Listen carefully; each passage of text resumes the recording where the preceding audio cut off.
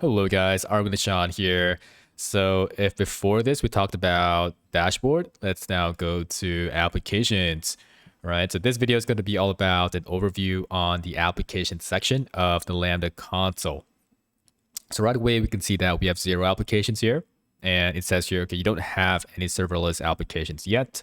Learn more about creating serverless applications using Lambda, right? So yep, this is a bunch of words, but simply put, this application section allow you, right? This allows you to create serverless applications using templates. So some of these templates here are super useful to get you started with on serverless applications. So, you can take your time to read through these, but, you can ignore them if they are a bit too advanced for you. Let me just run through, give you a high level overview of what the application section enables you to do. So, yep, I clicked on create application, and it says here, okay, an AWS Lambda application is a combination of Lambda functions, pretty much the scripts, triggers, which just means that it's the thing that triggers the Lambda functions. Typically it's event based. So for example, if I have a file getting uploaded to S3, which is a file, a key value storage, object storage in S3 in AWS, it would trigger the Lambda, right? We can set a rule saying that, hey, whenever I upload something to this storage, I want you to trigger the function. Right, so that's pretty much trigger. So basically whatever triggers the function. And other resources that work together to perform tasks. So basically, there's, it's basically talking about synergy, right? So when you have an application, it's not just Lambda that's doing the job, right? Doing the work. It could be, a synergy of multiple services together forming that application. So choose an option below to create an application with sample code and a continuous delivery pipeline. All right, so right away you can see here that, okay, we can have a sample application. So in this case, you have 5 sample applications here to choose from. And I would say one of the more common, use cases would be, having a serverless API backend. So this is one, super useful sample application that can kickstart your project. A second very common use case is file processing. In fact, this is something that I just mentioned, which is using Amazon S3 to trigger Lambda to process data immediately after an upload. So this is very common, I would say, for IoT use case or video transcoding. People would just upload a bunch of stuff to S3 and then let Lambda do the processing. How convenient that is. So yeah, of course, you can always choose to author from scratch.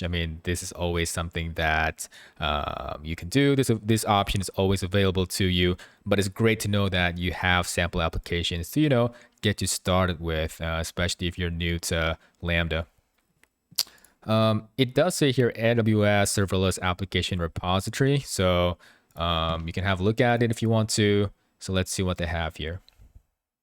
Okay, so it's funny because it actually leads us to what you would actually see if you click on create function under the functions tab. So we get into that a bit later actually. So let's go back here. Okay, so pretty much, what the applications, tab does is that it allows you to create Lambda application, right? In this case, let's click on serverless API backend, right? And this is really, I would say, very user friendly. Look at this, right? They do not only give you a description of the serverless API backend that you're going to build based on this template. They also give you an architecture of the application. So that's really nice. So they show you Amazon API Gateway. That's a service, to expose a Lambda to the internet so you can trigger this API from anywhere. And then you have Lambda that's connected to Amazon DynamoDB. So this is pretty much, a really fast NoSQL database. So it's Amazon's flagship NoSQL database, basically. So yeah, so it does seem like you are incorporating 3 services in this sample app. And yep, services used, right? In fact, more than that, you're actually going to make use of a code pipeline, code commit, code build, and even cloud formation. So these are basically services related to, code versioning and CI/CD, which just stands for continuous integration and continuous deployment. So yep, and you can see here that this is the development workflow that you will be doing, that you'll be involved in. You just need to choose sample application, create, clone the application repo. So when it's repo, it basically just means whatever code that's in that repo. And last but not least, develop. Right, so I will not get into this. I will not click next, but this is just basically, an overview of what applications is all about and how you can use this to, get started with a sample application, specifically a sample serverless application involving not just Lambda, but other services within AWS. So great learning opportunity here, I would say.